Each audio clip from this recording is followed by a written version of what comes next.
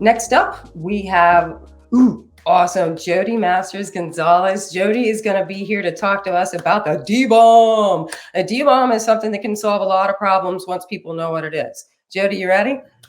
I'm ready. Can you hear me okay? Oh yeah, take it away. Okay, great. Thank you for having me here today, Heidi. It's a pleasure to be here and um, join this great lineup that you've curated on the subject of data equity and privacy. It's been a great morning so far, and I hope that I'll be able to contribute, something new or at least thought-provoking that we can have a discussion about. So my name is Jodi Masters-Gonzales. I'm a For Humanity certified auditor, founder, and chief futurist of Humble Science. My work is, I founded Humble Science to innovate a whole of systems resilience, intelligence, and privacy enhancing technologies to strengthen critical infrastructure, supply chains, and government agencies. All of this builds upon my PhD research and 2 decades of interdisciplinary experience across digital strategy, cybersecurity, web-based application architecture, social engineering, and novel product innovation. And I have a lot of really interesting current projects and folks that I'm working with. And so today, I'm going to speak about this data bill of materials, also known as D-bombs. And my opinions are my own and based upon my research. So before we can get to the D-bomb is connected to the S-bomb. And I was thinking of that song, like my elbows connected to my arm, whatever case may be. Anyway, the S-bomb is the software bill of materials, and it really took center stage in May of 2021 by way of an executive order by the current presidency after a major cyber security attack, specifically SolarWinds, that attacked the supply chain. And so as a result, this executive order was put into place, and for the purpose of creating like resiliency against certain types or all types of cyber threats, but specifically in this case to the supply chain, and acknowledging that it really requires this public-private partnership. And in order to create trust in the digital infrastructure. And it was specific in that it was saying how it needed to be proportional to how trustworthy and transparent the infrastructure is. The scope of the systems involved were twofold: systems that process the data, information technology systems, and those that ensure our safety, the operational technology. And those are very much integrated. So the executive order likened it to this sort of nutritional label where, you could see more or less, what is the grade here for this particular software bill of materials. So we know how many components are involved. We know how many of those components were verified. There's an overall grade. And then there's a bunch of issues listed here, like within this label, within the software bill of materials, you have a variety of criteria that are really critical to understand sort of the vulnerability that you're assuming and passing on. Okay.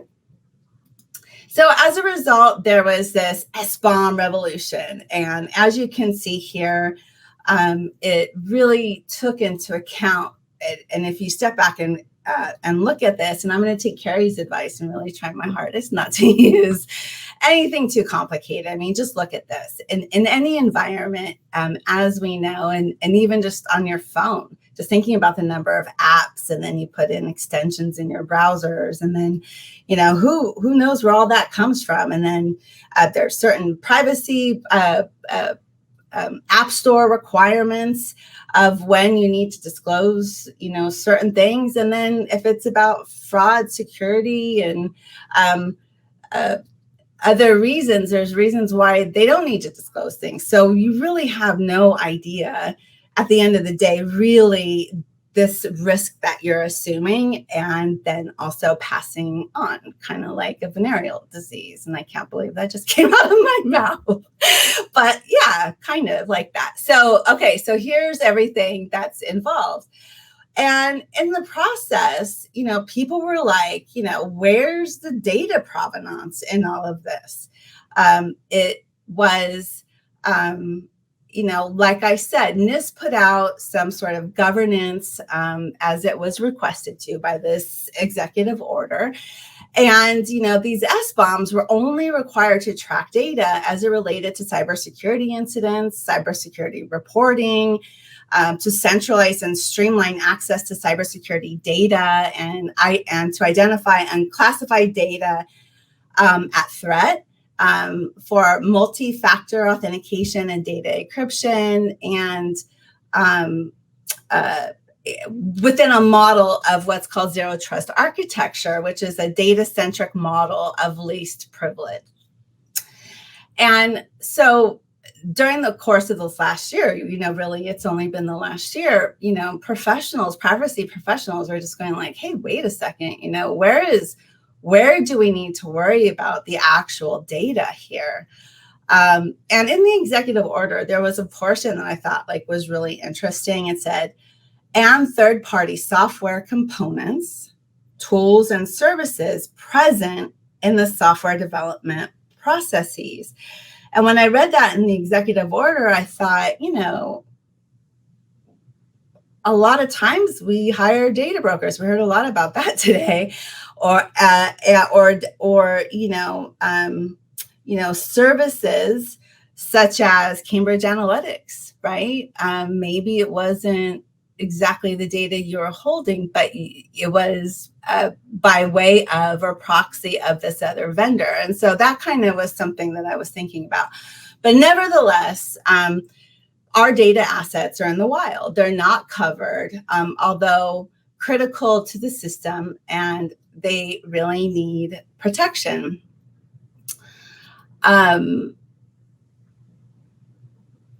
there is a comprehensive inventory of personal data collected, used, processed, and destroyed in the system lifecycle. So there is a need for a comprehensive inventory of personal data collected, used, processed, and destroyed, some other actions in there, in the system lifecycle. So what I have here is at the top is actually a very simplistic diagram of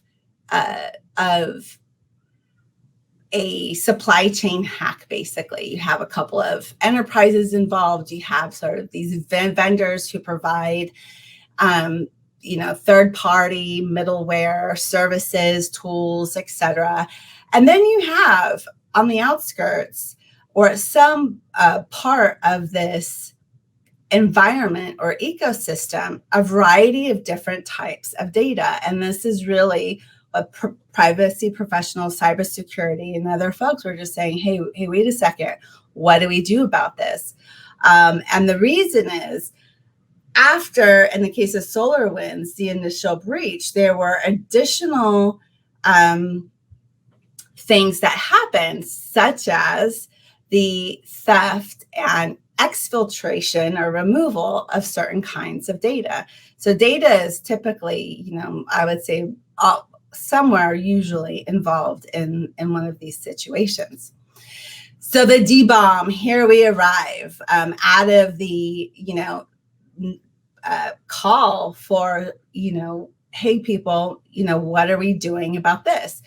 So the data bill of materials, or DBOM, is a clear format, standard model of data components and their provenance to facilitate supply chain transparency, greater resiliency from cyber threats, increased data protection, and privacy. There are many positive aspects to this: business benefits, value and advantages, consumer trust and safety, and potential sovereignty, sovereign identity, access and control, and also as a regulatory tool. And just a reminder, during that SolarWinds supply chain hack, about 18,000 clients were impacted, which incidentally deleted the list of clients from their websites, even though the list was scrubbed from archives, which included over 400 companies in Fortune 500, 10 telecom operators, all kinds of stuff, along with parts of the Pentagon, U.S. Department of Justice. Microsoft confirmed that their source code had been affected. And the U.S. Department of Justice, I'm sure a lot of you already know these statistics, but I'm just refreshing our memory with regard to the effect that industry, small businesses, even medium-sized businesses, which aren't always included in the equation as a priority, even though by the sheer numbers, we represent a large part of the ecosystem, the vulnerability that our infrastructures have on each other, and ultimately, potentially critical infrastructure and national security. Okay, so let me just make sure I got through all of that. So the D-bombs would apply to structured or unstructured data, personal, sensitive, proprietary, industrial, cybersecurity, traffic-related, any kinds and all kinds of data you can imagine.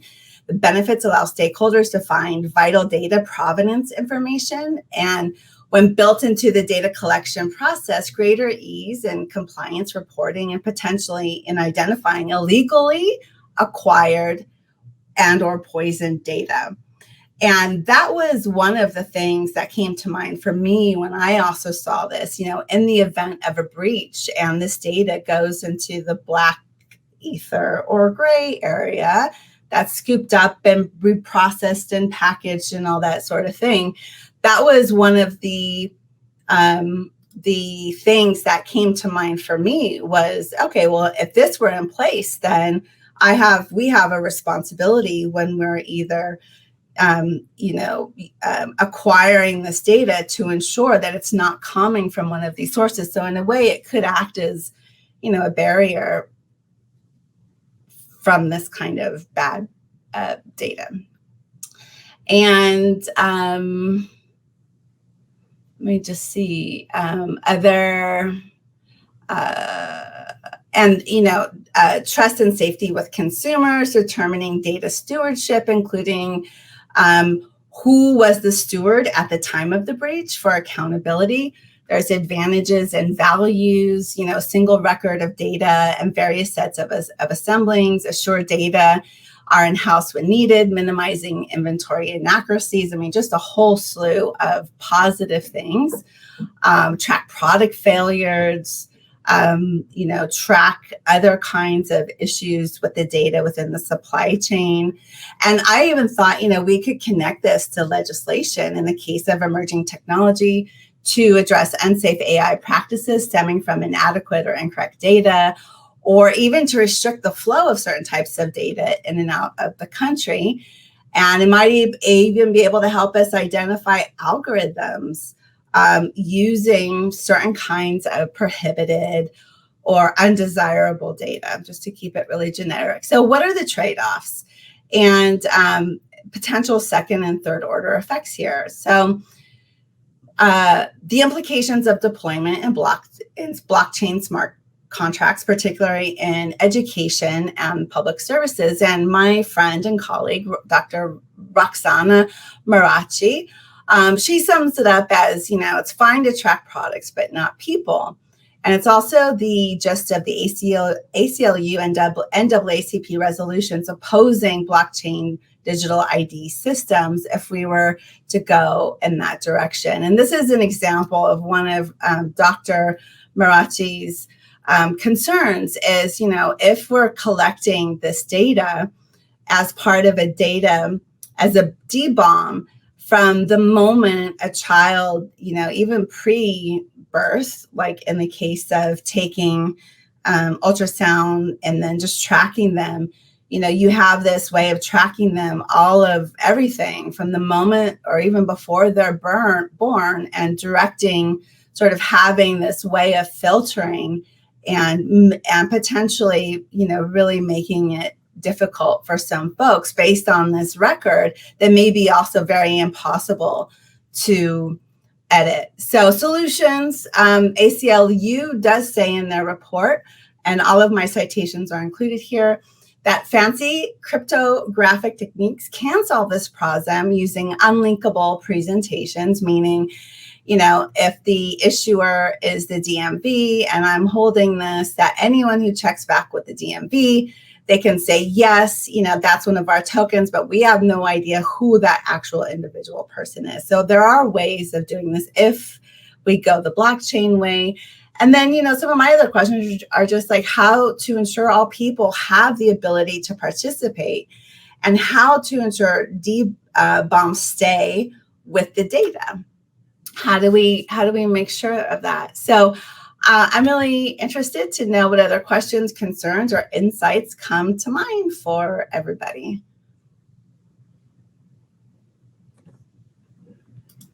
Awesome. That was fantastic. Yeah, can you go back to Roxana's about the tokenizing toddlers for a minute? I don't know that people got as outraged about that as they should, right?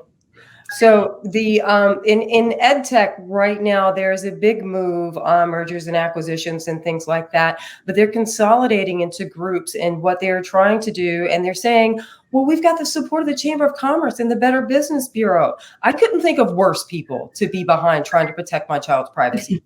They stop that. But what they are saying is that they want to collect your child's data from infancy, when you drop them off at daycare and they're on Seesaw and tadpoles, and then all the way through all of the apps that they use and all of the information they collect until they're 18. When they're 18, they're saying, we want you to own your data. So when you turn 18, we're just going to give all the data we collected about you to you. And so then you can put it in a digital wallet and go on and have a great digital life. I think that is terrible. It's a terrible idea. And I am against it altogether. I don't think that anyone should consider themselves the custodian of our children's data to collect it for them in this manner. And for all of the, school boards and the people that are working on government contracts, I think they need to pay more attention to this. Technology is not always the right answer. We have a lot of problems in a lot of different ways that we can solve this, but this is not the right way. This one I liken to rectal recognition. Yeah, it might have unique identifiers and it may also be effective, but I don't want to find out. Okay, that does not sound like fun at the airport. So technology is not always the right answer to resolve an issue, right? So I'm going to look and see if we have any other questions now that I'm done with my ranting. I'm all sorts of angry about this, but the DBOM I find to be very effective because I cannot give you advice on something that I cannot see. And so if you have built a tool, your widget is based on stuff you found in GitHub and you put together and Frankensteined yourself a widget, that's fantastic. But what else did you put into your tool using open source software? You need to run scans for that and find out what's going on. Also, if you're using AI and autonomous tools, you need to have data sheets on data sets. Where the data set come from, where, what kind of known risks and issues do you have with that data set before you train the AI? Those sorts of things do need to travel with this information because they are put out into the ether, as you said, and then they don't, get returned. Once the data has been released, it doesn't come back to you. So right now I'm seeing questions in here, a lot of support for what you're doing, and they're loving it right now. Great. You wanted to sell a D-bomb to someone, to a business owner, and you said, I think that you need to start with a D-bomb. What would you say to them? How would you explain it in just a few words? Because we know what it does, but how would you explain it to someone who doesn't work in privacy? I would say it is like a list of ingredients on the side of a cereal box. It tells you what is part of the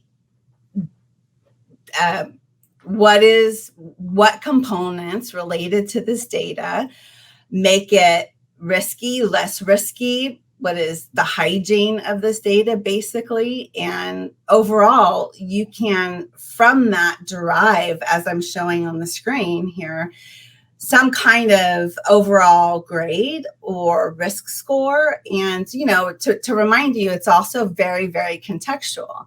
So the gentleman who wrote a terrific article, Samir Ahiraro, who's a CEO of Ardent Privacy, he wrote a great article on IAPP, which included elements of the DBOM. His article, though, was really focused on sort of the personal data bill of materials. Mm-hmm. And as I was looking at this, I think the distinction is it doesn't necessarily need to be about just personal data. And indeed, the question that Roxana and I were talking about was, I think it'll be very useful in a lot of different contexts.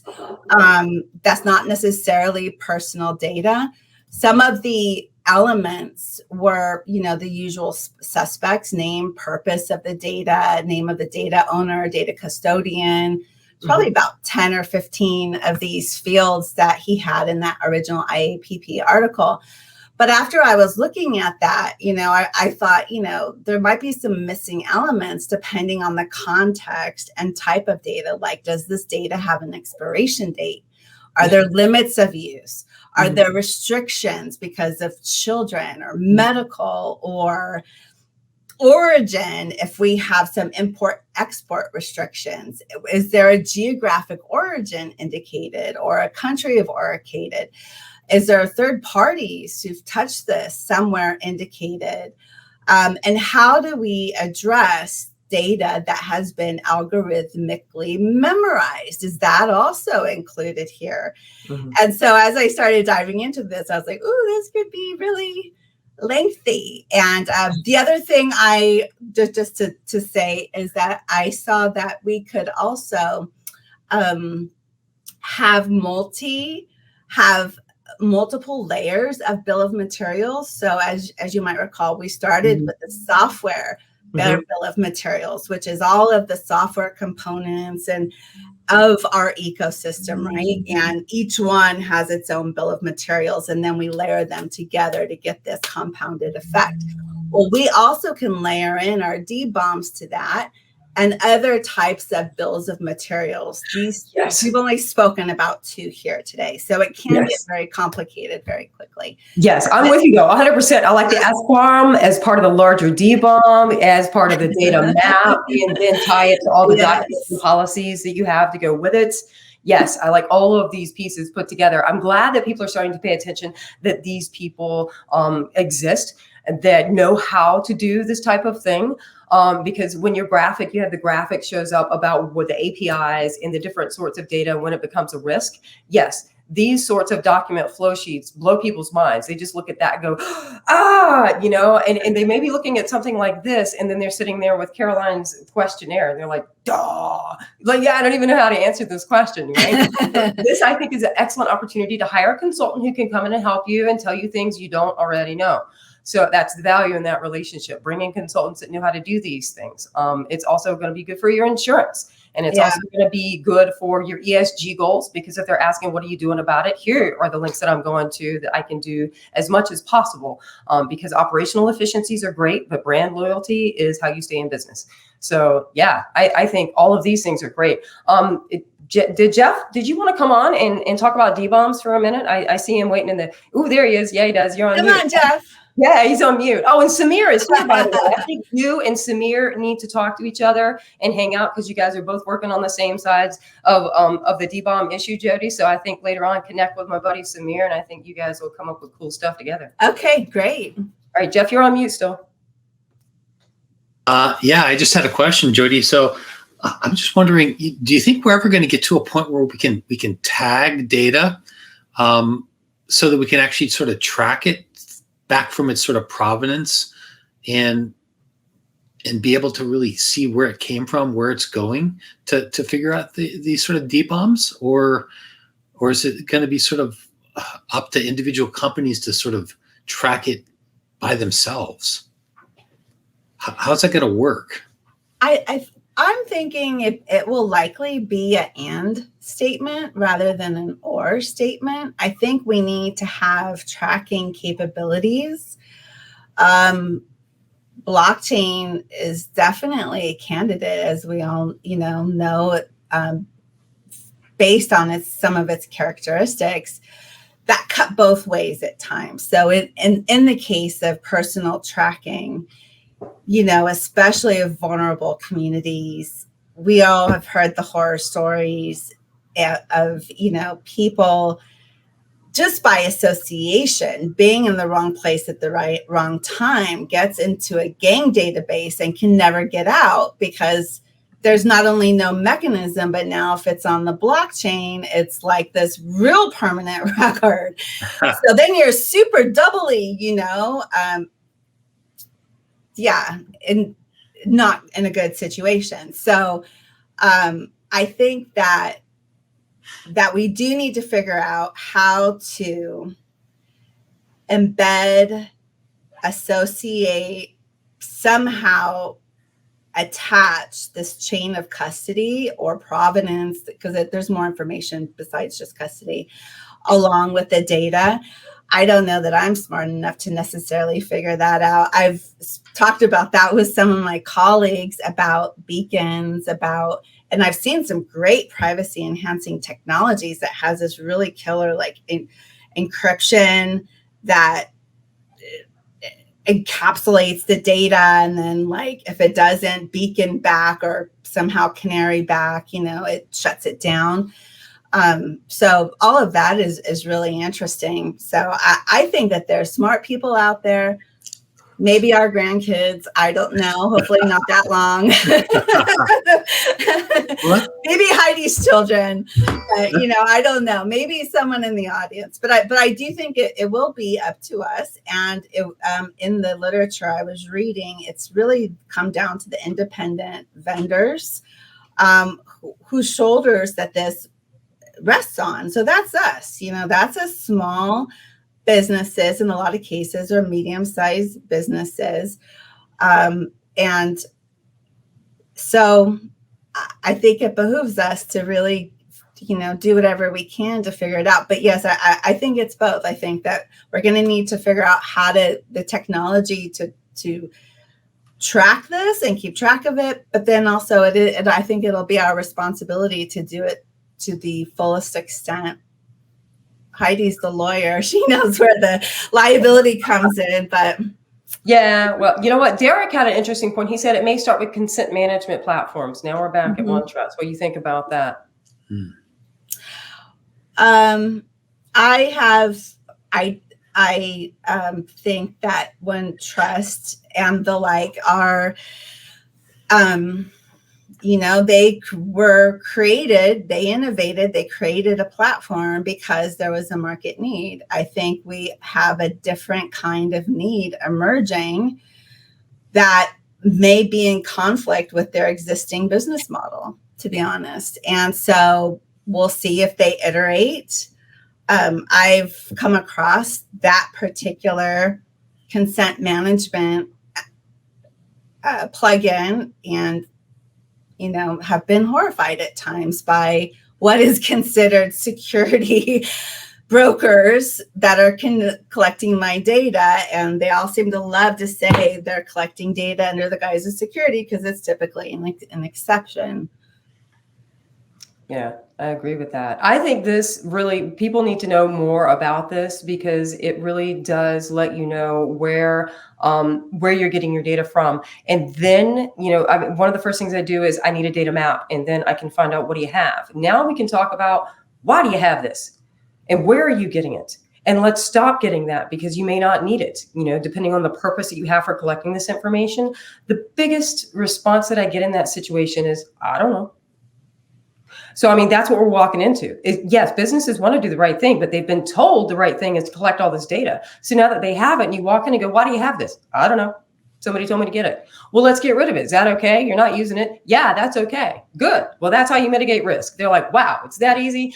It's that easy. It's that easy. Deleting the data, not that easy, but yet, no, it is that easy to apply the principles of privacy by design. It needs to be throughout the entire design process. And so you've got to get the whole process under wraps, and everybody has to be on board, all the stakeholders that are using the data. I would highly recommend talking to the marketing people so they don't freak out first. But then, go about and reducing the amount of data that people have. But first, you got to know what you have, right? And so I think this goes a long way in letting people know, well, we got this information. Here's where we got it. Also, what are you doing with it later?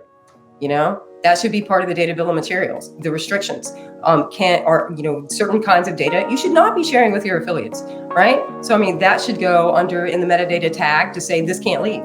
So, once we get technology to the point where we can actually put in place the things that we'd like to see, you're right. It might be our grandkids working on this. Thank you, Jodi.